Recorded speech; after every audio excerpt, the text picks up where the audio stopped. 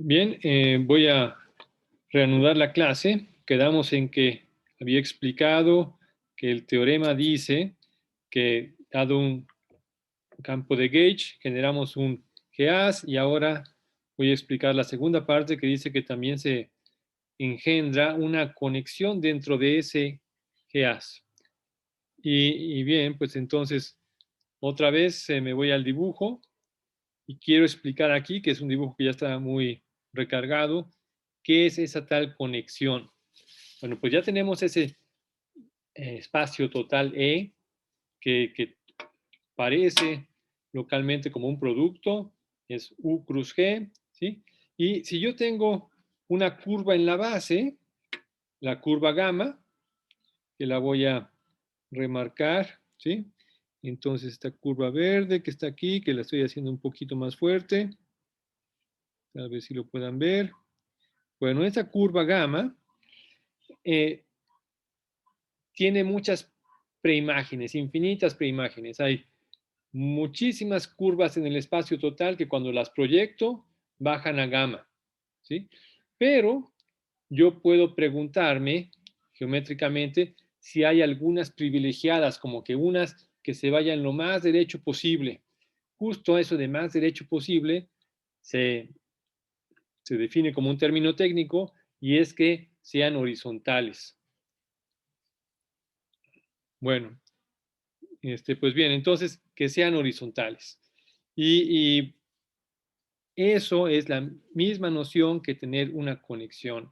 Quien te dice cuáles curvas son horizontales en el haz principal, en el E, ¿sí? Pues es esa noción de una conexión. Eso lo dibujé aquí en términos de unos rectángulos azules. Los voy a volver a tomar aquí azul, ¿sí? Entonces, miren la fibra que está sobre el punto X. Y entonces ahí dibujé unos rectángulos. Aquí estoy remarcando uno que puse aquí, ¿sí? Un rectángulo. Ese quería denotar un espacio tangente. Entonces, en un punto en la fibra hay un espacio tangente que es de la misma dimensión que la base. Tengo el espacio M de dimensión n, digamos, y este entonces de dimensión n, y es transverso a la fibra. Imagínense que el lápiz es la fibra y aquí hay un espacio transverso, y yo digo que esa es una dirección horizontal. Bueno, pues eso es la ayuda que necesito para en cada punto de este espacio grande saber cuál es la dirección horizontal. Ya sabía la vertical por las fibras y entonces mi tarea es, dada una curva en la base, encontrar una curva en el espacio total que sea horizontal. Y eso significa que en cada punto de la curva, su derivada es tangente a, a esos cuadraditos azules. ¿Sí? Miren, aquí voy a poner uno, el que está justo abajo, ese, que lo estoy ahorita rellenando. Bueno, pues la curva que puse en el espacio total es tangente a ese cuadrito. ¿Sí? Muy bien, pues eso es todo lo que voy a decir sobre esto. La manera en que se engendran esos espacios horizontales es justo con los que les expliqué hace rato sobre el transporte paralelo dentro de, bueno, a lo largo de la curva, ¿sí? Si yo tengo la curva y luego pienso que en cada punto de la curva como que tiene asociado también una fibra que la estoy pensando como una copia del grupo, pues entonces ahí el saber cómo llevarme las condiciones iniciales a cualquier punto, pues eso engendra estos cuadritos azules y es lo que se conoce como una conexión que se puede dar de varias maneras y una es con unas formas diferenciales que indican esos cuadritos y también con unas cosas que se llaman formas valuadas en el álgebra de Lie. Pero bueno, eso ya son tecnicismos que de hecho no son únicos, hay muchas maneras de hacerlo. Y con esto doy por terminado mi explicación de qué es una conexión en un haz y lo pueden estudiar esto mucho más a fondo y entenderlo al 100%. Si quieren referencias, pídanmelas. Y bien, entonces me voy yo al siguiente tema. Y este es un cambio completo. Entonces, aquí también pueden pausar el video y decir, bueno, me tomo un vaso de agua antes de cambiar el tema por completo, ¿sí? Y comenzamos ahora. Este es el tema que voy a dar también bastante rápido, pero las ideas principales deben de estar presentes.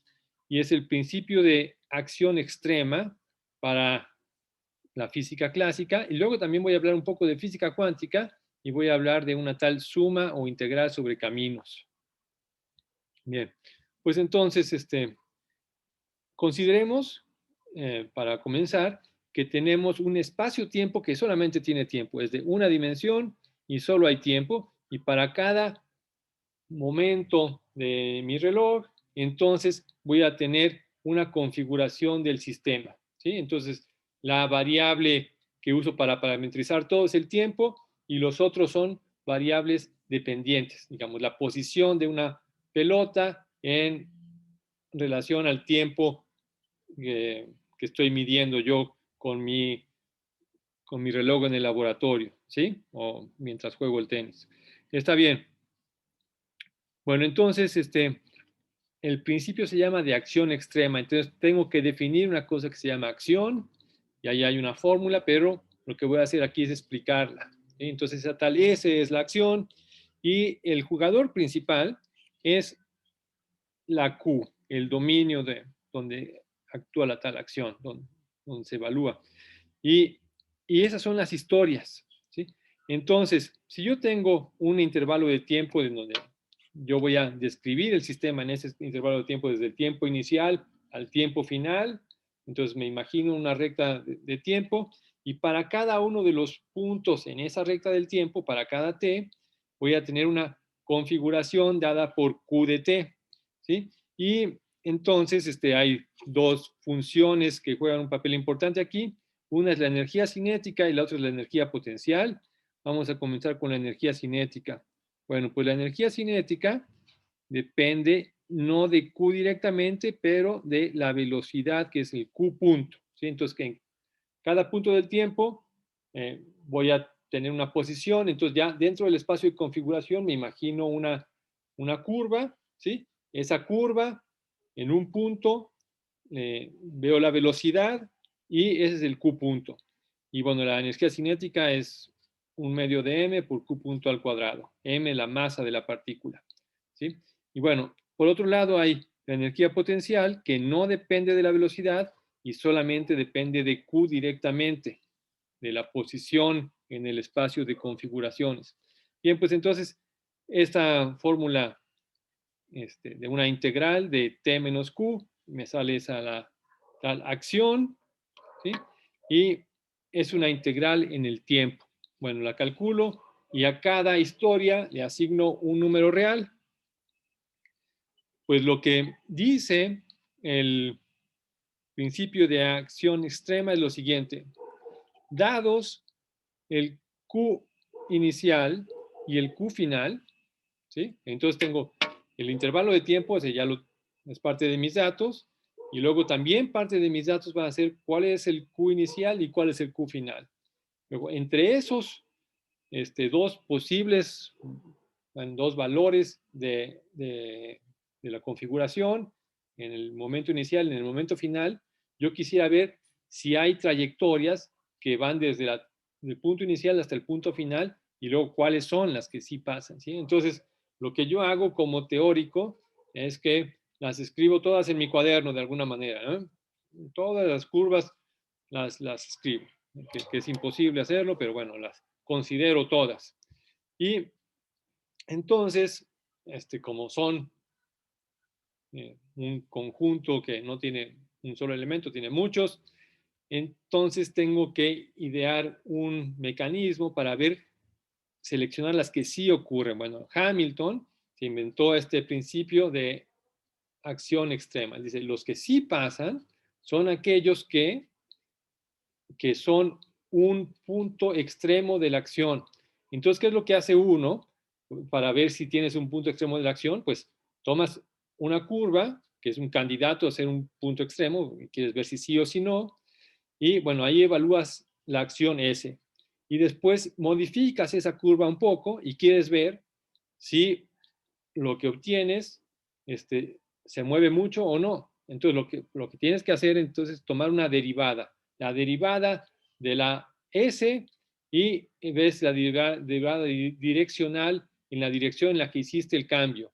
Entonces, evalúas esa derivada y si esa derivada en la dirección que hiciste el cambio es cero, porque no es, digamos, localmente constante en ese a orden 1, entonces pasaste esa prueba y tienes que ver que en todas las posibles direcciones en las que tú modifiques la trayectoria, eso va a pasar, que va a ser de derivada direccional cero en todas las direcciones, ¿sí?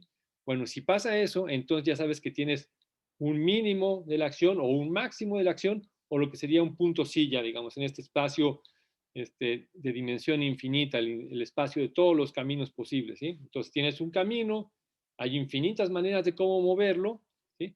Y tienes que verificar que en todas esas direcciones no cambie nada. Lo único que tienes que hacer y que pide Hamilton que hagas es que esos cambios que hagas no muevan ni el Q inicial ni el Q final. Todos los demás los puedes ir moviendo, esa curva cambia a ser otra curva, pero tiene que ser otra curva que una el Q inicial con el Q final. Esos no se pueden mover, ¿sí? Bueno, si consideras ese principio de acción extrema, puedes convertirlo en unas ecuaciones diferenciales sobre la curva. Las curvas que son extremos para S son aquellas que satisfacen una ecuación diferencial. Esa ecuación diferencial es la ecuación de movimiento o la ecuación de Euler-Lagrange, se llama también, y surge del principio de acción extrema. Otra cosa que sale muy fácilmente, una consecuencia directa del principio de acción extrema, es el teorema de Noether. Esa también es una consecuencia de las ecuaciones de movimiento nada más, pero es una cosa que es difícil de demostrar. Pero si uno comienza con el principio de acción extrema, sale una cosa mucho más directa, ¿sí? Y ese teorema de Noether lo que hace es dar una relación entre simetrías y cantidades conservadas. Entonces, si hay una simetría, que ahorita voy a decir que es una simetría con un poquito, eso implica que hay una cantidad que la puedes calcular en cualquier momento de la trayectoria. Lo puedo calcular al principio, al final o en medio, y siempre sale lo mismo en su evaluación. Bueno, pues a ver, ¿qué es una simetría? Pues todo lo que tenía yo formulado era esta S de Q. Bueno, pues va a haber un grupo, el grupo de simetría, que actúa y cambia a Q a un Q', cualquier Q lo cambia a otra cosa, ¿no? Entonces actúa en el espacio de configuraciones, ¿sí? Es una transformación del espacio de configuraciones en sí mismo. Y en particular, bueno, de hecho hay unas cosas un poco más generales. Cambia las historias, el espacio de historias en sí mismo, ¿sí? Bien, entonces si estoy pensándolo así, que es la manera más general de pensarlo, una cosa que actúa en el espacio de historias y me lleva una historia a otra historia y es un grupo, ¿sí? Bueno, pues resulta que hay unas que cuando un elemento de este grupo de simetrías actúa y cambia una Q a otra Q, la evaluación de ese es la misma. Y esto pasa para todos los elementos del grupo de simetrías. Entonces, siempre que mueva yo una Q a otra con el grupo de simetrías, la acción queda invariante. Eso es una simetría, y cuando hay una simetría, el teorema de Noether dice que hay una correspondiente cantidad conservada, y no solo eso, sino dice cómo calcularla, ¿sí? Bien, y luego también pasa al revés, que si uno tiene cantidades conservadas, esas, en cierta forma, engendran simetrías. Engendran significa que hay también otra fórmula que de las cantidades conservadas uno obtiene generadores del grupo de simetría. Bien, pues eso es el teorema de Noether y no lo voy a contar, pero es una cosa fundamental en la física teórica que es muy fácil de obtener a partir del principio de acción extrema. Otra cosa que pasa y que es una consecuencia del principio de acción extrema es que hay una cosa que se llama simetría de gauge o equivalencia de gauge. ¿Y por qué les digo que está relacionado? Pues que miren, les estoy diciendo yo que en vez de usar las leyes de Newton o algo así para seleccionar una, una trayectoria como la predicción de la física que estás usando tú en tu cuaderno y corroborarla con el experimento, voy a usar este principio de acción extrema. Pero resulta que en muchos casos no hay una única solución para este principio de acción extrema. Resulta que sí hay extremales, hay puntos que hacen que la S sea tenga un extremo, pero ese punto no es único. Hay más de una historia que satisface eso. Bueno, pues eso en cierta forma parece contradecir un principio de determinismo newtoniano que realmente la física clásica necesita, ¿sí? Y lo que hace uno es decir, bueno, pues ¿será cierto que esto pasa? Y si eso pasa, si es realmente imposible determinar una única solución a partir de estas cosas que estoy diciendo yo, la Q inicial y la Q final, y son unidas por varias curvas que extremizan eso, pues una solución es declarar que todas esas son físicamente equivalentes. Y cuando uno hace eso, entonces lo que tienes es una descripción física de un fenómeno que tiene esa equivalencia de gauge. Bueno, esa es una manera de explicarlo y de generar intuición a partir de ella, ¿sí? Bien, entonces, continúo y nada más voy a decir que otra cosa que da y que tampoco voy a describir con gran detenimiento o con ningún detenimiento es una estructura de Poisson o una forma simpléctica, si quieren verlo así. Entonces, el comenzar con un principio de acción extrema para describir la física nos da muchos, genera muchas cosas, ¿sí? Que ya las listé aquí, las ecuaciones de movimiento, el teorema de Noether, la simetría de gauge y también esta estructura de Poisson que después se usa mucho para dar sentido a tal problema de cuantización. Si uno comienza con una física clásica, que ya entendiste, ya modelaste, tienes una teoría para este fenómeno clásico y luego quieres ver si hay una correspondiente explicación cuántica, bueno, pues se puede hacer y ese problema se llama el problema de cuantización. Es, es un poco un arte, no es que haya un único, lo que es más natural es el proceso inverso, cuando tienes ya una teoría cuántica puedes ver sobre el límite clásico, pero este problema que va en la dirección opuesta de la que te dice la física, de generar una descripción cuántica a partir de una clásica, también existe y usa de manera muy fuerte ya sea la estructura de Poisson o la geometría simpléctica, ¿sí? Y entonces este es uno de las características extra muy buenas de tener un principio de acción extrema que engendra eso también.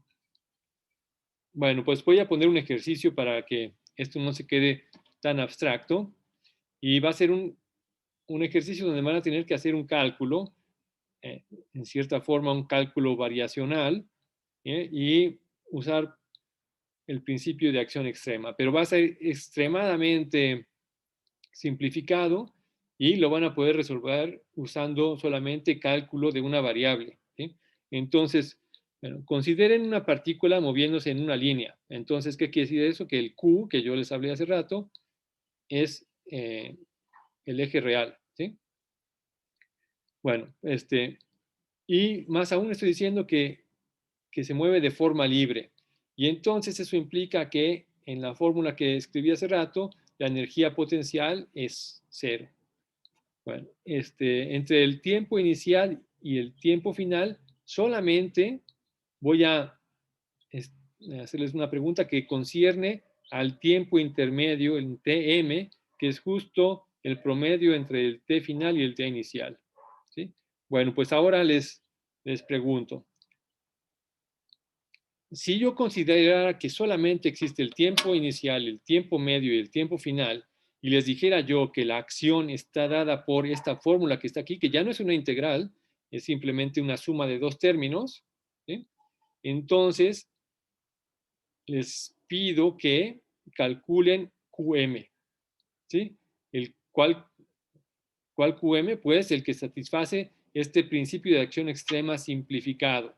Entonces el QI está fijo, el Q final está fijo, el QM es la incógnita y tienen que encontrar aquel QM que hace que S tenga un extremo. Entonces la historia está dada por tres valores de Q, QM, QI, QM y QF.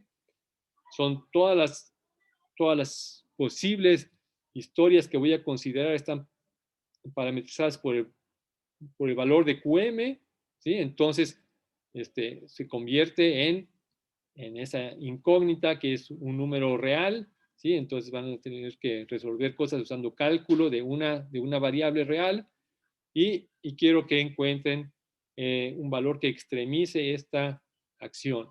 Bien, nada más les voy a decir un poquito sobre de dónde salió esta fórmula para S y lo que pueden ver fácilmente es que esto es como la integral de la energía cinética, si acaso fuera cierto que entre el punto tiempo inicial y tiempo medio se fuera a velocidad constante. Entonces, si se va a velocidad constante, la energía cinética es constante en esa integral, que es una integral en el tiempo, y la puedo sacar de la integral, ¿verdad? Entonces, la saco de la integral y luego multiplico por la longitud del intervalo en el tiempo, que es Tm menos T inicial. ¿Sí? Ese es el primer término, y luego hacen lo mismo por el segundo término. Entonces, la interpretación de este problema que le estoy diciendo es, si yo tengo que considerar este problema donde la variable Q, la posición comienza en Q inicial y termina en Q final, y considero primero la simplificación del problema general, que es que la trayectoria va a ser en velocidad constante desde el inicio hasta el punto medio en el tiempo y después otra vez velocidad constante desde el punto medio en el tiempo hasta el punto final en el tiempo, ¿sí? Entonces, la fórmula para la acción es mucho más sencilla, ya no es una integral, es una suma de esa fórmula sencilla que está ahí. Y bien, entonces tengo que ver qué sale. Ese es el problema que tienen que resolver. Bueno, pues ahora, como comenzamos con el electromagnetismo y el campo de Maxwell y después vimos que podía yo usar al campo de Gauge como variable, pues ahora yo quisiera escribirles la acción, pero ya no para una teoría que pase nada más en el tiempo, sino esta va a pasar en el espacio-tiempo, ¿sí? Entonces, aquí la A no solo depende de T, las variables ya, ya cambiaron. ¿Cómo voy a especificar el lugar y el tiempo? Pues con coordenadas de espacio-tiempo, ¿sí? Entonces, la A es una función que va del espacio-tiempo bueno, a hacer lo que tiene que ser, que aquí es una forma, ¿verdad? Bueno, pues entonces, la acción es la que está aquí, ¿sí? Y ya les dije cómo se calculaba F y el estrellita F. No les hablé de cómo conseguir esta nueva forma, porque como la U, donde está siendo esto integrado, es una cosa de dimensión 4, porque estoy en el espacio-tiempo de Minkowski y no estoy explorando todo el espacio de Minkowski, sino nada más un lugar. Por ejemplo, puede ser como un laboratorio, el cuarto de laboratorio, desde el momento en que comienza el experimento hasta el momento en que termina. Entonces tengo una región cuadridimensional ahí. Tengo que integrar en dimensión 4 y lo que hago es integrar esta cosa que es F y luego un producto que se escribe como una cuña, entonces F cuña estrellita F. Bien, pues eso No les dije cómo calcularlo, pero no es difícil, ¿sí? De hecho, sale una 4 forma y entonces se escribe como algo que es dx1, dx2, dx3, dx4, o dx4 puede ser el tiempo, entonces de t si quieren, y todo con unas cuñitas ahí. Y ustedes ya han hecho esas integrales en dimensión 4 alguna vez en su vida. Tal vez sin las cuñas, que eso solamente es notación, pero bueno, entonces aquí está ya la fórmula para la acción. Y de ahí salen las ecuaciones de Maxwell y también sale que hay una tal simetría de Gauge. Y esa simetría de Gauge, como es en cierta forma una simetría, es algo un poquito distinto, pero se comporta un poco como una simetría, lleva a la conservación de la carga. Y para ser un poquito más específico, bueno, pues resulta que esta acción que escribí aquí no siempre es invariante de Gauge. Si yo la escribo en el cuaderno y escribo una J que no se comporta bien, esto puede ser distinto si lo evalúo en A o en el A', que sea A' igual a A más de F. Como yo quiero que la acción sea independiente de Gauge, invariante de Gauge, entonces tengo que escribir una buena J.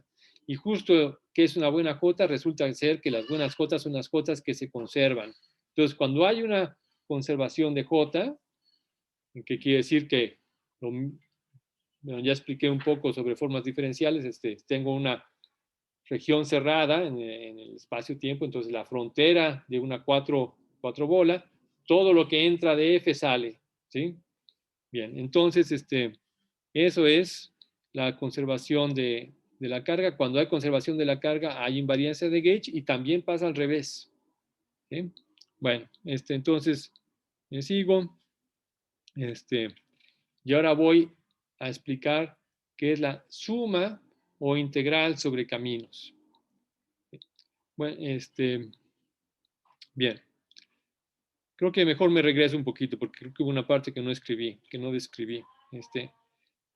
Bueno, sí, así está bien, así está bien.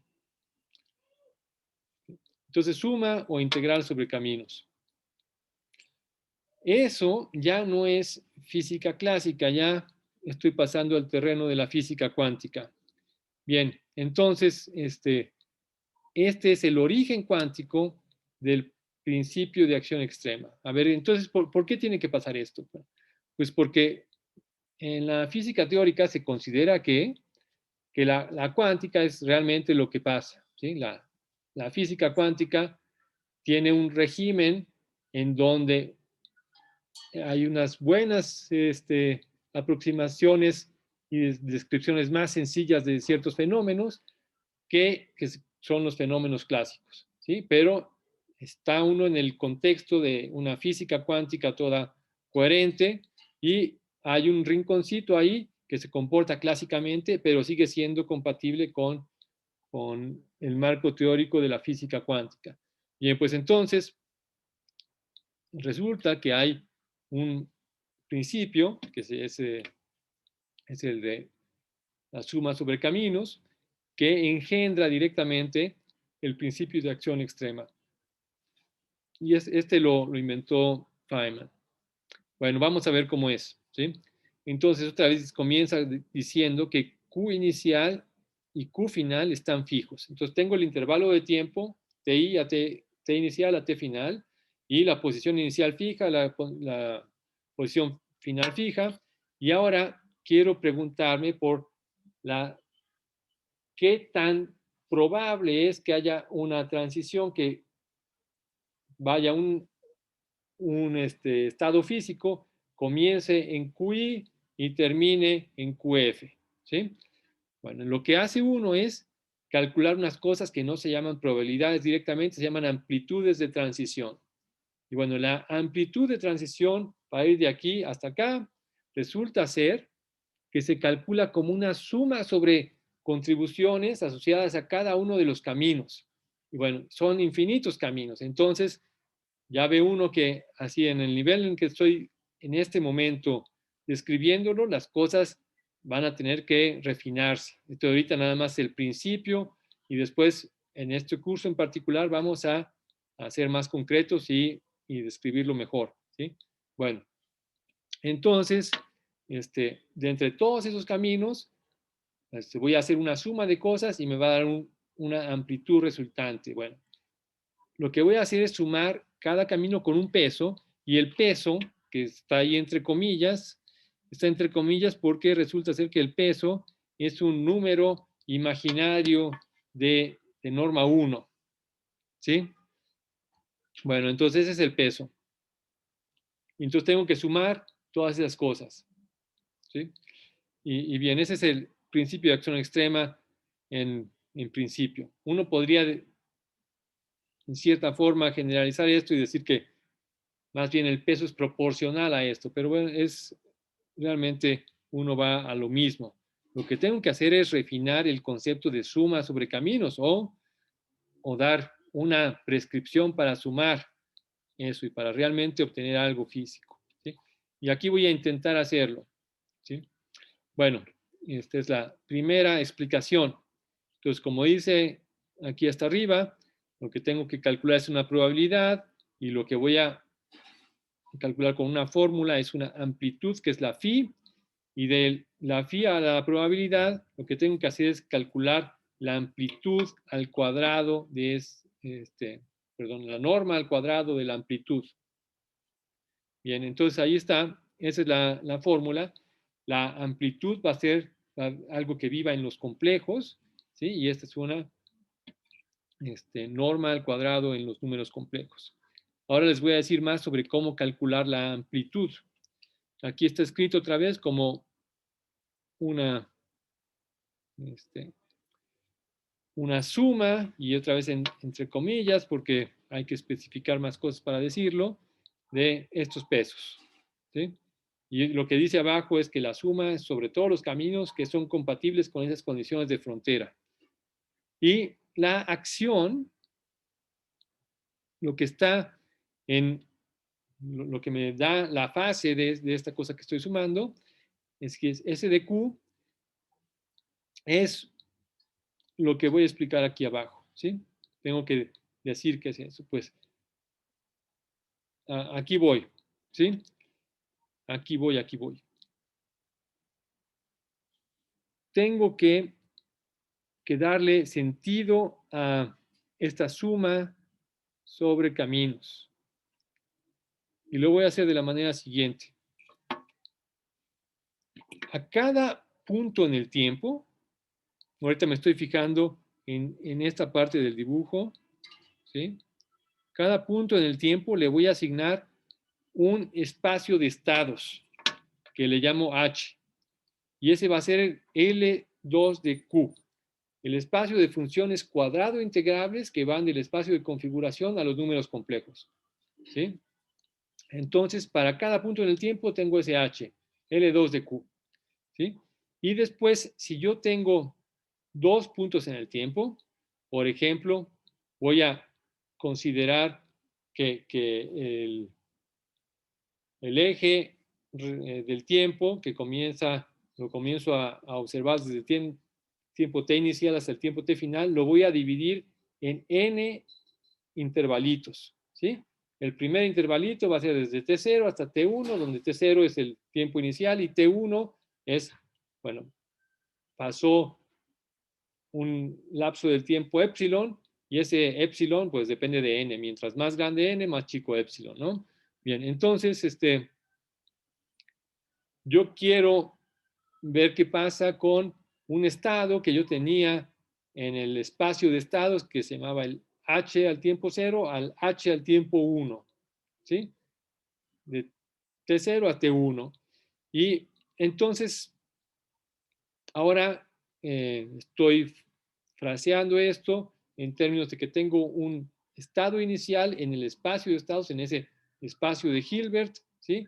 Y L2 de Q, y se va a ir del H de T0 al H de T1, y lo va a hacer con una cierta amplitud, ¿sí? Entonces, lo que estoy diciendo es que va a haber una transformación que se va a llamar phi, y aquí le estoy subrayando aquí, ¿sí? Esta phi que estoy aquí haciendo crecer, Bueno, esa phi la voy a tener para cada una de estas parejas de puntos contiguos, de T0 a T1, de T1 a T2, ¿sí? Y entonces va a ser una transformación que va del H del TI al H del TI más 1, que son en el mismo espacio de Hilbert. Todos son L2 de Q, ¿sí? Y bueno, ¿cuál va a ser la probabilidad de hacer eso? Pues si yo quiero ver la amplitud de irme del QI al QI más 1, pues la probabilidad, la amplitud va a ser el número E a la IS de TI a TI más 1. Pero ¿cuál? Ya tengo que especificarte uno en particular. Bueno, pues sí va a ser la acción clásica evaluada en el camino minimizante. Entonces, tengo QI y tengo QI más 1 y hay un camino clásico que seguiría una partícula clásica para ir de QI a QI más 1, ¿sí? Ese extremiza la acción y ahí evalúo. Bien, pues entonces esa es la fórmula. Y entonces cuando yo componga, cuando yo quiero calcular todo el phi, el que va desde el tiempo inicial hasta el tiempo final, lo que voy a hacer es componer, ir desde el tiempo 0 al tiempo 1, luego del tiempo 1 al tiempo 2 y así hasta el tiempo n, que es el tiempo final. Y la composición implicará una integral, bueno, implicará componer en el H de TI, ¿sí? Y por ejemplo, si yo escogiera en ese L2 de Q expresar todos esos estados en términos de combinaciones lineales de deltas de Dirac, pues entonces podría pensar que estoy sumando sobre todos los,